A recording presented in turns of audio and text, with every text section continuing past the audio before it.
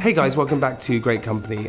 This episode is a little bit of a personal one. So you probably know that I'm going to be a dad, which is really exciting, and it's just been Father's Day. And I've never really spoken about how I feel, what I'm thinking about in sort of a solo interview. So today we're going to be doing that, but we also have someone else who's going to be joining us, which is my dad. My dad has never done a podcast with me. He's never spoken out on anything, ever really. And I've asked him to come on to give me advice. So we really hope you enjoy this personal episode. Remember to subscribe and get ready for this. Enjoy this episode of Great Company with me and my dad. Hello. Hello. Well, this is a special episode, isn't it? You took the words right out of my mouth. There's some news. There's been some news. There's been some news. We've all heard about it. Jamie is going to be a dad. Yeah, it's very, very exciting. And I suppose, so we thought what we would do today is, instead of having our usual guest on, I would be the guest. Yeah, we've interrupted the schedule because it's quite a big deal. You suggested to me that it would be a good episode to do because actually, as much as Great Company is about the amazing guests we have on, it's also about, I suppose, my life, and it's about being honest and open. Through stories that we have. And the story of you becoming a dad is one that we've spoken about at Christmas, and I feel like we maybe might have touched on it in your run. Did we touch on it about your run? I've been touching it for the last And every single person who comes on this show who is a parent, you ask, what's it like to become a dad? Yeah. So people are invested. We're doing this today. For some reason, I always find these ones a bit strange when it's sort of turned on me. I don't know why. I'm much more comfortable sitting the other way round and just chatting that way. Yeah, that's fair. And we've got armchairs in today. And I just said to Jamie just before, I didn't realise I was going to be recorded from the waist down. So I'm wearing shorts and I didn't think that would be great. on camera. You look so great. So hello YouTube, you might not, I'm Jemima, I'm the producer of the show. I'm not on all the YouTube episodes. You sit behind the camera. I sit behind the camera, but if you listen to the audio, I'm on every episode. So if you like this, listen to the audio. Yeah, go and listen to it. So Jamie, I thought I'd just kick off with asking just a few things about whether you know how well you know what's coming for you. Okay, give it to me. How many times a day does the average newborn baby eat? Like milk? Yeah. Breast milk? That's what they'll be eating, yeah. Okay. Not like a waffle. No. Okay. They don't. You've asked me that question, so it feels like it's going to be a lot more than I think. Well, what do you first think? Well, breakfast, lunch, and dinner. Maybe tea in between. So I'll go 6. That's how many times you're feeding a baby. So it's about 8 times a day, every 2 to 3 hours. Wow. What's the average amount of nappies a baby uses in the first year? The first year? I mean, I had a dirty nappy. Apparently my nappy was just horrendous all the time. So if it's anything like me, 2 a day, so 700? 2,500. No. You got to change that nappy more than twice a day. I got to change my business and start selling nappies. Are you joking? That is mad. When should you start giving a baby real food? So off milk. 1? 5 to 6 months. Okay, this has started really well. Do not listen. This is starting really well. How many days does it take for a baby to recognise their dad's voice? Well, I have a theory that I talk to the baby in Soph's tummy. So I feel like when the baby comes out, it recognises the voice. 14 days. Oh, what? So what's the point of talking? So it's got 2 weeks of bliss. I'm going to waste my time not talking to the tummy anymore. I have 2 weeks of bliss before it's then polluted with me. Yeah, for the rest of its life. Okay. What is the most common food item that pregnant women crave? Gherkins. Yes. Is it? Yeah. Sophie's craving gherkins. Yeah. Pickles. Pickles. She's absolutely obsessed with it. Sounds like you kind of know some things and some not, which is about right. Well, sort of my theory with all of this is that we never used to have books or social media or internet or anything at all. And so we just kind of learn as you go, right? I think that feels like what's going to happen. But maybe I'm wrong. I don't know. So your plan is no books? My plan... Consume nothing? Well, I think I'll consume a little bit. My plan in life has always been no business plan is the best business plan. So just going into it without really thinking about things. So I feel like, I don't know, that could be a good idea. I don't know. Do you mind? It's a wild west for me. It is a wild west. I'm nervous about the whole thing. I'm scared about the whole thing. Okay. I'm excited about the whole thing. Let's get into that because at in December, we did an episode and you spoke about being a dad, being something that kind of has made you feel quite nervous. And you spoke about how it was like the lack of control. How do you feel about that now? And what changed since December? Well, I think that's the big thing about, I think with maybe typically with more men, right? Is that, and this is my experience, is that it was really nerve-wracking going into it or thinking about it, because there is no control. And being a control freak, which I am, I love to control everything, my emotions, the things around me, things that are going on. I feel like I need to be in control of it. So yeah, it was really, really scary. And that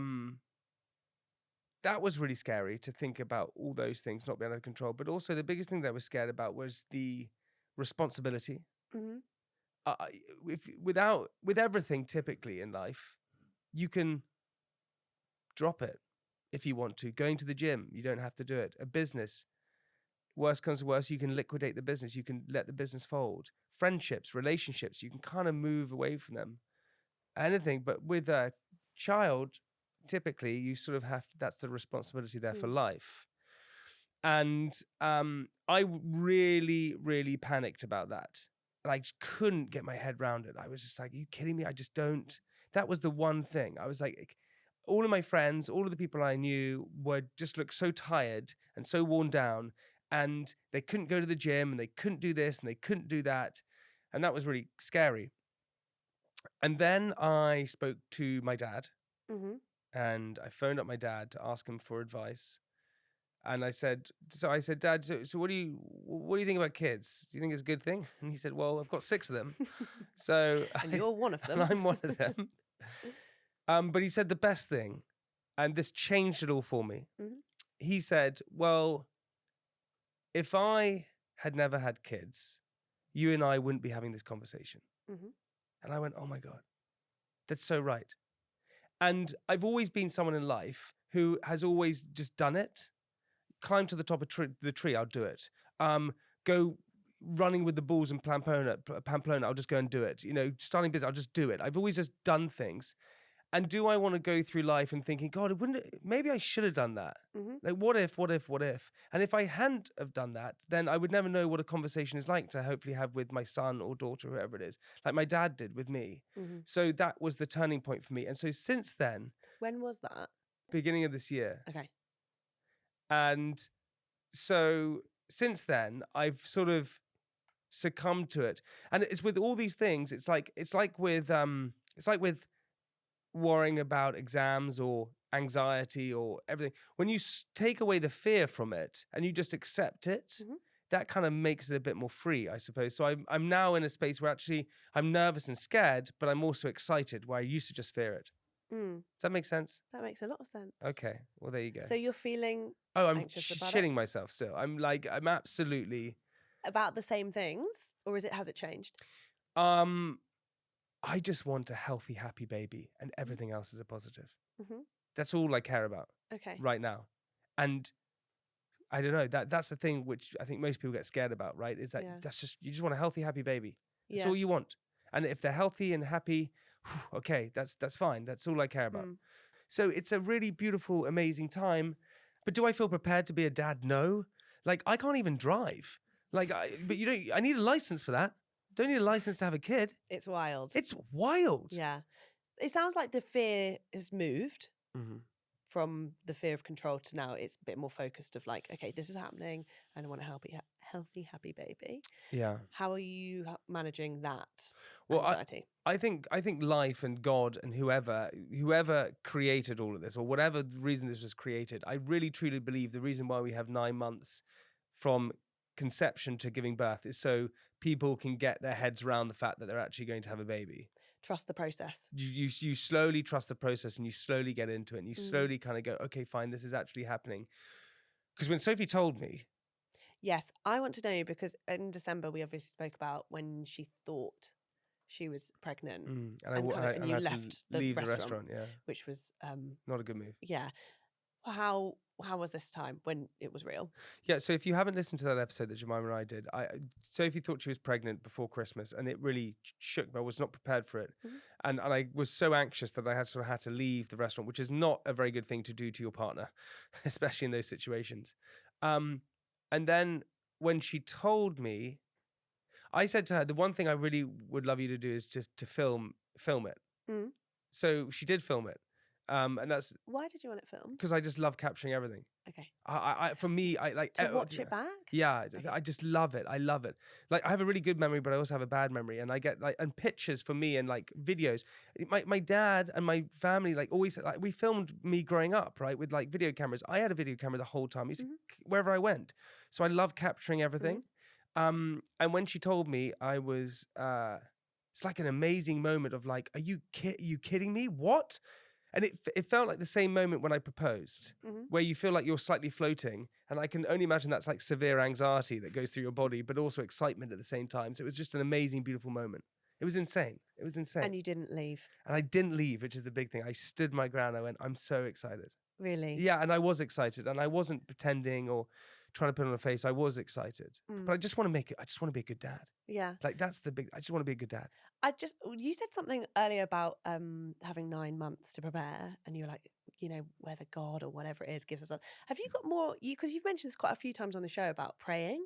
Have you become more existential now? Because like life, death, those two things, when you lose someone or when someone new's coming into your life, can make us really look at those two ends and get a bit. Have you got more existential? Yeah, I pray. I try and pray every morning and every night. And I don't know if I'm religious, really. I don't really know what I am. And I think being thankful for things is really important. So every night I go to bed, I thank for everything. And every morning I wake up and thank again for everything. And I just say simple things, thank you for my health and thank you for my family's health and my friend's health. I always pray for the baby's health. And I just say thank you. And I think if you're constantly thanking, I think then for me, you're almost believing that you're never believing the hype of anything, because I'm very blessed. I'm so blessed, right? I have a roof over my head. My wife has fallen pregnant. I can eat food. I feel that's so lucky with all the things that are going on in the world and all the news that we hear and all the terrible things that are going on. I feel very thankful. And so if you keep thanking for all the things that are coming, you're never getting too big for your boots ever. You never take anything for granted. You're always thanking it. Yeah. Also sounds a bit like you're kind of taking control of that situation. Oh, maybe is it back to control again? No, but maybe that's what it is. Like the anxiety of like you can't control and wanting to control, and you're kind of like accepting that you can't control everything, but you're stopping and going, but I am thankful for this. I am taking a beat and not getting. It's so important to do that. I swear to God. I just think that's really interesting when I never did it. Yeah, the switch, like it feels like lots of switches. The lighting system in your head has completely changed. All the switches are different. I used to pray as a kid at night. Yeah, I did the same. Oh my God, I used to say, please keep us safe this night, secure from all our fears. May angels guide us while we sleep till morning light appears. And then I used to say, can that go for Mummy, Daddy, Sandra, Emmy, Tash, James? I would go through my whole family and I would do it all. Even including my Silkies, which were my teddy bears. Like I used to say, and keep Silky and little Silky safe. I'd do that every single night. Every single night from about the age of 6 to 14. Yeah. And then suddenly it just stopped. Yeah. There's building healthy neural pathways as well, I think, doing that kind of thing. I think that was just anxiety and OCD at a young age. I didn't realise. Yeah, but also sounds like you're someone who always wants to you've always wanted to make sure everyone around you is okay, which makes you'll be a great dad. Thank you. I hope so. So I'm talking about being a dad, what kind of dad that is that you want to be. So on this show, we talk loads about, attachment style and, loads of things which have happened to us as a child, which impact who we are today. How does that make you feel bringing someone up, knowing when you look back and you're like, oh, I'm this because when I was a kid, this happened to me. You're going to be doing that. Yeah, I think I was a very needy child. I was very emotional. I think I still am very emotional. And I think I was also like a frustrated child as well. So I would throw a lot of tantrums and like be frustrated all the time. But I loved being hugged. I loved like just being told that it was, I loved all of that emotional side. So I think as a dad, I will probably be the same to my kid, which will probably be quite annoying. I mean, that probably means the kid will repel. But Sophie's not very emotional like that. So Sophie and I actually work quite nice in a sort of pendulum with each other, where we sort of swing between each ways, which is quite good. And so one of each. I think you kind of need that. Yeah. What do you think that your dad did well that you would like to? My dad was always consistent, I think. And I think for me, and as you grow up, you don't realize that. Like I tell you, there are things that I've really learned growing up that I never knew before. So I wrote a letter to my grandmother, and I found this letter the other day, and I was terrible with money. I spent everything. Anything I got. And by the way, I didn't earn the money. My dad gave me the money. So he gave it to me as pocket money. So I never earned it. It was never mine. Never went out and had to work in a shop. I was very lucky. He gave me, it wasn't a huge amount at all, but I had pocket money. And I wrote a letter to my grandmother asking for money from her.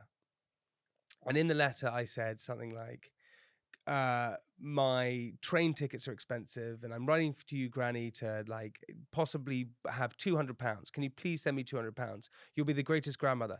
And in that I said, I've asked my dad for £200 and he said no. And what a horrible thing that is. I now look at it and I go, what? That is exactly the right thing to do. Yeah. But growing up, I think I expected a lot. So I expected that you would go on holiday, or I expected that you were just given, if you asked money, surely you just be given it. And so my dad said no to things. My dad didn't like me drinking that much. And so my dad was very liberal in lots of ways. But when it came to serious things that in later life you need to have control over, he was very strong with them. And for me, I really want to try and replicate that. Yeah. I think it's so important to be a liberal parent, allow your kids to make their own mistakes. You cannot helicopter them. You cannot micromanage them, in my opinion. And if you do, if you restrict them from doing things, trust me, they're going to go and do it. 100%. They're going to go and do all these different things. And my dad never restricted me from really doing anything, but there were boundaries, and I knew I couldn't cross that boundary, but the boundaries were a good fence. And so you felt very safe in that place. Yeah. And for me, that's a really good way to parent, I think. Your kid is gonna also grow up in quite a weird world because of who their parents will be. So they'll probably have quite a lot of things that other opportunities and things. Yeah. And have some sort of privilege. How will you kind of make sure you... I will definitely 100% try and not spoil your children.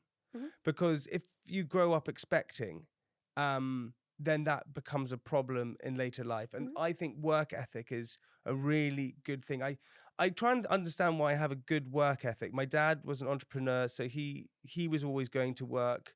But I definitely want to instill, like, you have to work towards something. And I actually think for me, sport did a lot of that. So I knew that if you put the work in to do something, at some point you would finally get it. And I think I kind of want to train that into my kids as well. Yeah, that's great. Is that a good thing? Yeah.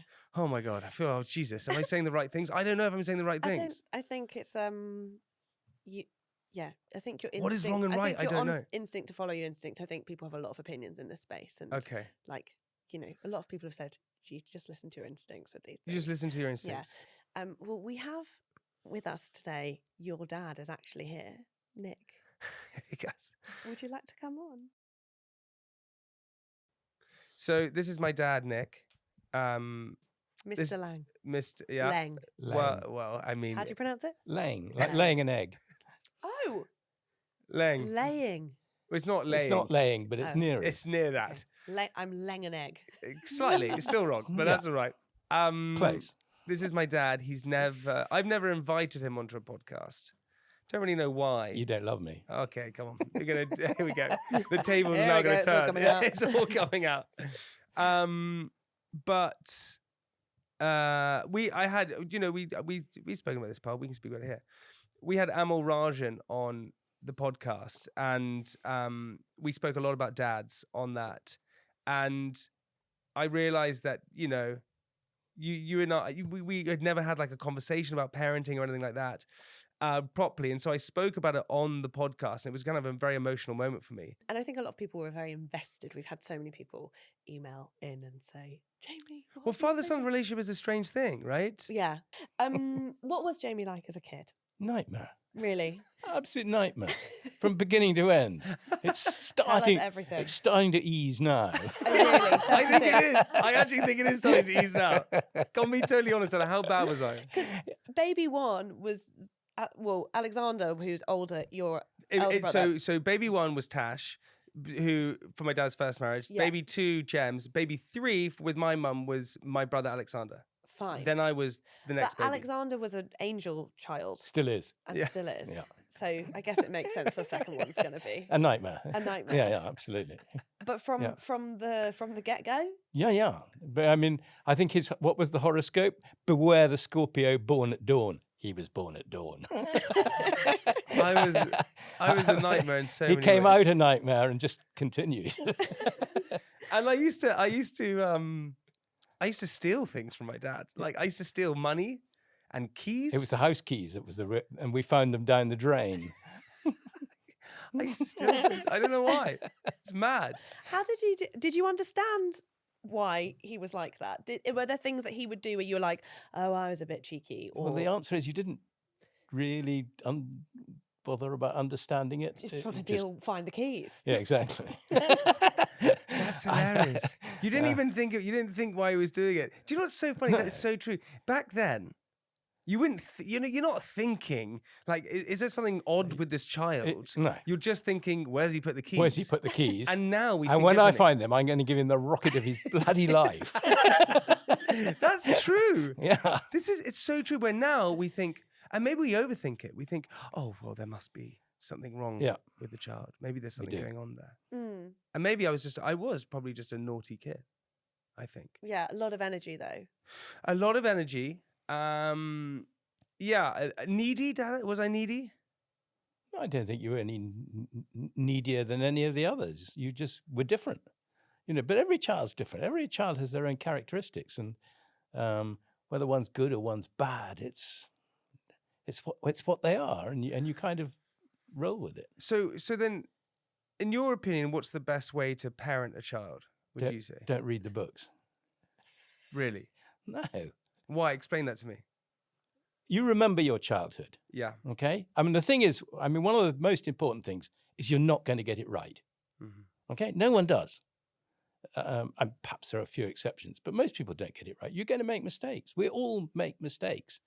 And you will look back at your childhood and there will be good bits. There will be bad bits for whatever, different reasons. And you learn from the bad bits.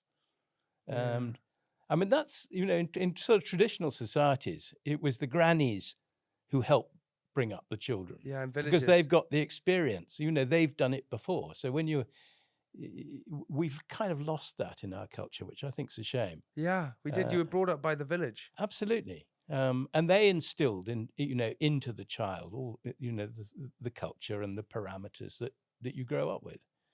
You don't need books. It's actually interesting. That's an old-fashioned view, I'm sure. But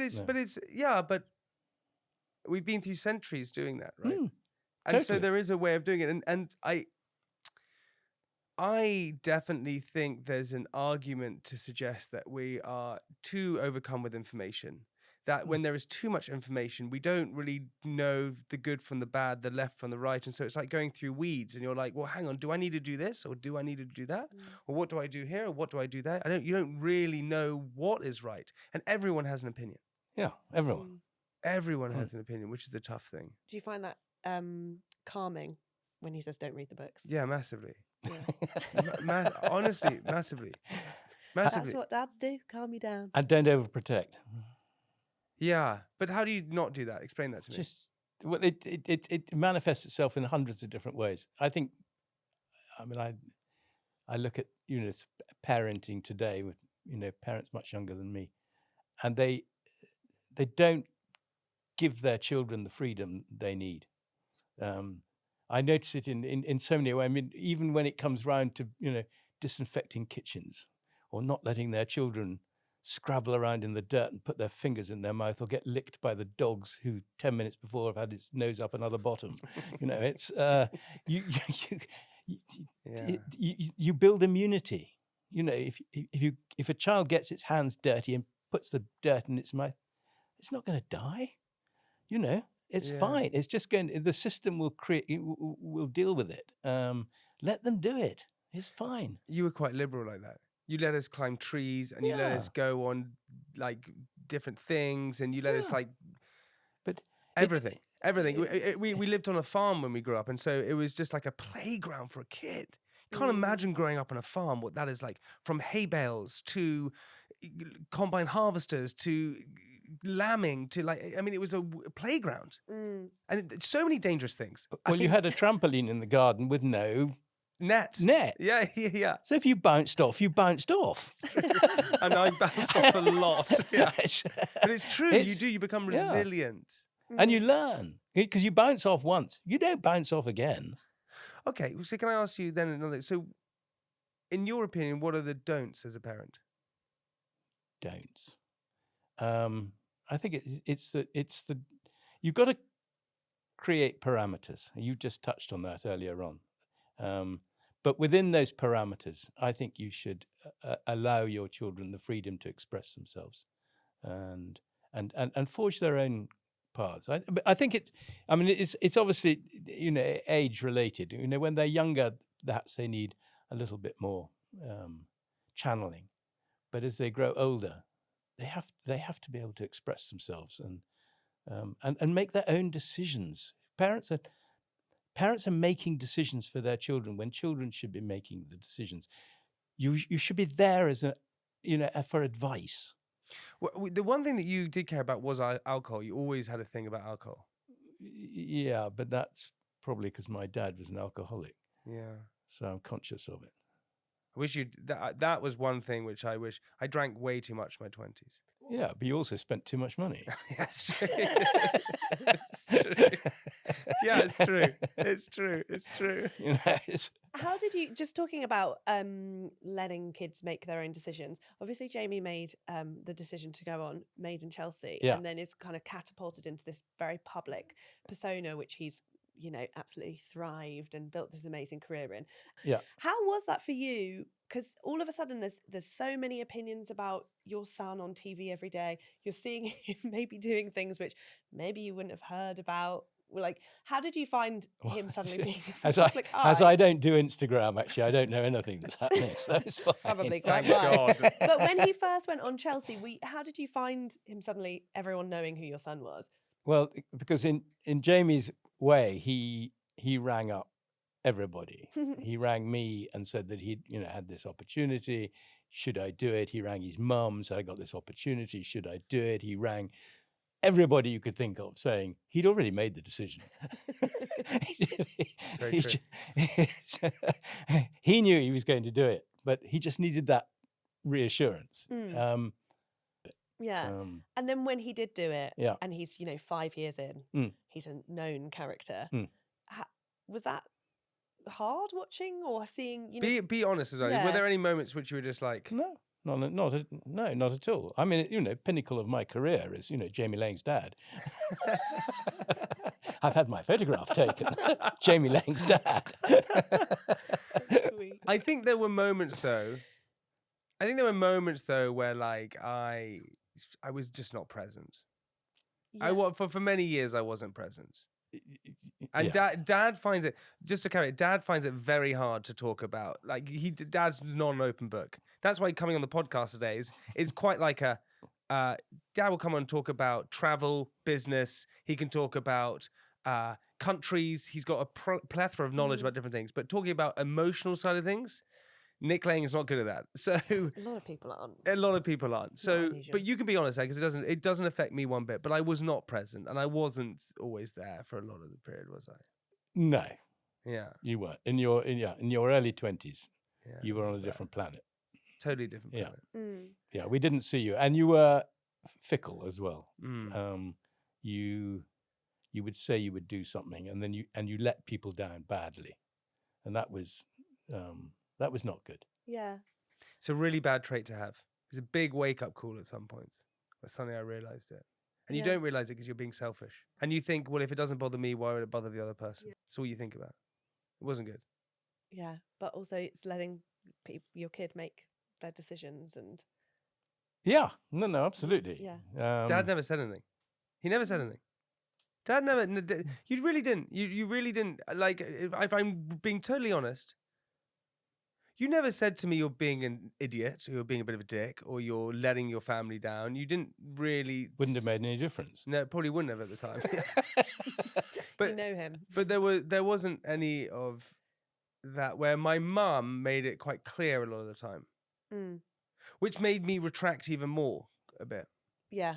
Because you were like, well, hang on a second, you don't know what I'm going through or what I'm dealing with, all the different things. So it was a sort of ongoing battle. Yeah. Can I ask, and possibly you don't have to, don't have to answer. How, when you and Jamie's mum separated, how was that experience parenting from as when you're separated? That's a difficult one, which I'm not convinced I'm going to air on the show. Do you know what I can tell you about the one thing about my dad, right? I've said this before. When parents separate, right? Yeah. You know, as Dad said, in life, people make decisions and people do things, and no one's had a dress rehearsal. You go into life and expect, what life happens. And as a child, I think you think that your parents have all the answers all the time. And I always say this, I always think that at 30 years old, someone's going to open the door and go, come on in, I've got all the secrets for you. Then I turn 30 and realize that everyone's guessing. And that's a scary moment to suddenly realize, right? But I tell you the one thing my dad has never done, ever. My dad has never, ever spoken badly about anyone or anything during that time, ever. Not in my whole life, not even now. Not that he would. I spoke this on Amal's podcast when I was with Amal, right? I had a narrative in my head that, it was possibly more one side's fault, or this is what happened. It's all nonsense. People grow up and it takes two to tango. But as a kid, you don't realize that. And so for me, the growing up and realizing that everyone's just guessing and trying to do their best the whole entire time. The fact that Dad has never, ever said anything bad, ever. Never said one thing. Never said one thing about my mum. Never said one thing about the separation. Never about anything, and just always kept it to himself is hugely honourable, I would say. Because it's very easy during those times, especially with a kid who's a bit of a nightmare, who is being a... Dad, I said on the Animals podcast, just being a bit of a dick a lot of the times. Dad just knew probably at some point it would come back round, which I think it has done now. Well, that's what I want to ask you next. You guys obviously have a really beautiful relationship, but Do also, we? well, I'm enjoying sitting with you both. But also, he sounds like he was a bit lost in his early 20s and maybe wasn't as present as he is now. Was there a point? Do you remember what was the thing when Jamie returned, or Jamie came back to? Or I don't think there was a definitive moment. It's been a sort of gradual progression. Yeah. That he sort of come back. I have my little brother George. Yeah. Who is 20 now, about to be 21 in August. He's at Edinburgh. He's the best. So my stepmother Katya, who is just a brilliant person. That's George, who's my brother with Katya and Dad, and he's like one of my best friends in the world. And I think he was the one that I just loved hanging out with so much and being around and just being with. And so that was bringing me back to family a lot of the time, I think, from my side. But going back to the parenting side, you were very good with him as a baby. Was I? When he was I don't remember this. When he was a babe, when he was little, you absolutely bonded with him instantly. Alexander wouldn't even pick him up. whereas you were up, you were bouncing him up and down, throwing him in the air and giving him a hug. When he was a year old, right from the very beginning. There was this moment where I was asked to look after him for the afternoon, and he was very young. And this was when Dad, Dad came upstairs and said to me, he was like, just to let you know, I think I'm going to marry Katia, my stepmother. And my first answer was, don't have any kids. Straight away, didn't I say that? Yeah, you did. Why? You did. I don't know, because... It would disrupt the family unit. Yeah. Okay. I was emotional and, it would disrupt. And I think, yeah, and I didn't, we're okay. We're here now. I don't want anything else coming in. Yeah. Nothing else. Let's keep it here. And thank God Dad did not listen to me. Wouldn't listen to a 10-year-old or whatever I was. But thank God he didn't. Because then George was born and I was looking after him one day. And my wonderful stepmother and I, she probably had a bit of a handful with me because, my mum was my mum and Katya was my stepmother. And that was a bit this and that at the beginning. And when George came along, I was looking after him and he started to have a coughing fit. And I thought, oh my God, he's going to die. And Katya's going to think that I've done this on purpose because I'm looking after him. So I didn't know what to do. And I was like, help, help. And then he just stopped coughing. And I was like, thank God. Oh, no. It's a terrifying moment. This sweet little baby. It was amazing. Oh, Nick, how did you react when Jamie said that him and Sophie were having a baby? Oh, I was thrilled. Yeah. Oh, it's the best news. It's, it's the most natural progression, I suppose, in the world. It's so exciting. Yeah. I told my dad. Oh yeah, how did it happen? We went to see my grandmother up in Scotland, who's 92. Is this Grandma Scotland? Granny Scotland, 94. Scotland. She's 94. About to be 5. There's a lot of fans of Granny Scotland who listen to the show you do. Yeah, I with saw. Sophie. Yeah. I was in the car, and I had told my mum on the Friday, I think it was, and we hadn't told anyone else. And I then got in the car with my dad. I wanted to tell people face to face. That was my thing. I didn't want to do it on phones or stuff like that.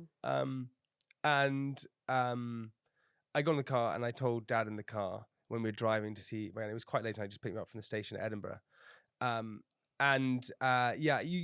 can't. It's an amazing thing. It's like the reaction when you tell a parent that you yourself are having your own kids. It's unbelievable.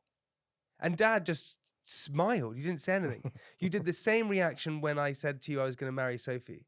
You were getting on your motorbike too, because Dad drives motorbikes. He was getting on his motorbike. And I said, oh, by the way, I got one more thing to tell you. I'm thinking about marrying Sophie. And Dad, the same thing, just smiled. Went, at last. At last. Yeah. I mean, what's taking you so long? I know, but it's an amazing. I can't tell you. It's just a wild moment. And for me, son telling a dad that first you're getting married, but also that you're having a kid. It's unbeatable. I think. Yeah, it's closing the loop. Yeah, it is. Son becomes dad. What, Dad? Why? Tell me now, because I told you to say on the podcast, right? That you said that thing. You wouldn't be having this conversation with me if you didn't have kids. And how many times did I phone you saying, is it a good idea, kids? How many times a week? We had that conversation a number of times. Over a number of years, I have to say. No, we did. Why do you think why are kids a magical thing to have if you can have kids or want kids? There are some people out there who can't have kids. I know, exactly. And when you've got kids, you understand that's very sad for them. But lots of people, don't want kids for whatever reason it is. For me, it's what's so magical. It's they're part of you. I created you. Well, 2 of us did. And it's flesh and blood, and the excitement of watching a child grow and develop is something that you can't really explain, because you start as this little sort of squeaking ball of nothing, and then you start to walk, and then you start to talk properly, and then you go to school, you wear your uniform, and you grow up and become you. Because you get me going. God, that's not allowed, Dad. That's not allowed. And then I'll go, and that's just weird. That is not allowed on this. That's not allowed, Dad. None of that. That's so beautiful. None of that, Pa. Ooh. No, it is allowed on here. You can. It's the one rule. Yeah. No, you're allowed to. Your whole run was about it's allowed to do that. Yeah. That's really beautiful, Nick. Your heart running around. You're going to have to talk for a second. 'Cause Okay, I'm going to have You got another question? Yeah, get another Oh, question. let me go through this whole thing. Any But it baby is, names? but I tell you what it is. Making, and I won't be able to look at Dad at this, but making your parents proud is... Yeah. Well, I was going to ask you that, but I don't actually think I need to ask if you're proud of Jamie, because everything you say... But I'm proud of all my children. Yeah. Because each of them, I mean, okay, I know he's famous, and but each of them, in their own way, have achieved, what they wanted to achieve, and that's the great thing. Yeah. They're all completely different, which is lovely. Yeah. And a joy. Yeah, a load of him would be quite a lot for any parent. Can you imagine? Wonderfully as he is, one is enough. One is enough. Yeah, no, absolutely. Okay, well, I've got a few last any tips for Jamie? Okay. So when Sophie goes into labour, any do's, don'ts? That's a conversation in itself. It's the most amazing moment possibly in your life to see your child born. Mm-hmm? Mm-hmm. And it depends sort of which end you're standing, obviously. Yeah. I'm going to be fully that It's end. whether you're down the rough end or I'm going to be fully down the end. Um, Oh my God, I would be fully down that end with a GoPro on. I would be going hell for leather. I can't wait to see every single bit of it. But yeah. I'm in. Okay, and then I just wanted to ask, these last few months that Jamie has with Sophie preparing for this baby, any things, like not to take for granted or to like... This last few months? Yeah, pre-baby. Last few months, enjoy every single second, because from the moment it's born, your life changes forever. Forever. There's the anxiety back. Full circle, back to the anxiety. But in a beautiful way. Sometimes.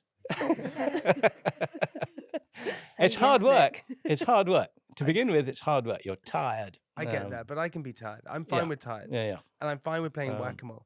But the one thing I don't want to do is I want to still...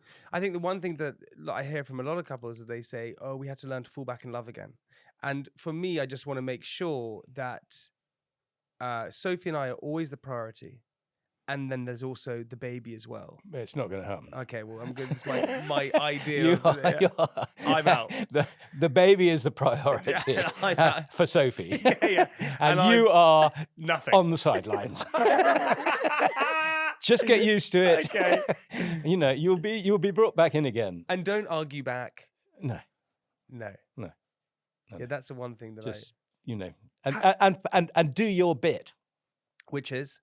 Whatever it is, whatever works for you. No, there's no right or wrong, but and I think at the early days, it's the baby and the mum who are together. She's breastfeeding. There's not a lot you can do. So just give her the support, bring her the tea, be there for her. When she needs you, and she won't. But yeah. Be there when you can. Thank you. Dad, you're the greatest. You really are. So. You really are. Is that it? Yeah. That's it. What? More? No more. But I do. Second episode? I do. We can do. I want to say this though. You're the greatest. You are the greatest dad in the entire world. I don't think so. You really. Well, for me, you are, and I know for all of us, he will try and shut it down. But you really are. You're the greatest person. All of us as kids love you so much beyond. And I said it almost for a second, but if I ever was not quite present over that, I am sorry. And I love you very much. And I can't wait to have all these years ahead of you with not just me, but the little baby as well, and Sophie and everything. It's going to be the most magical thing ever. Jiggy will have blonde hair like you. Yeah, Thank you so much for coming on. Thank you so much. It's been amazing. That was lovely. That was amazing.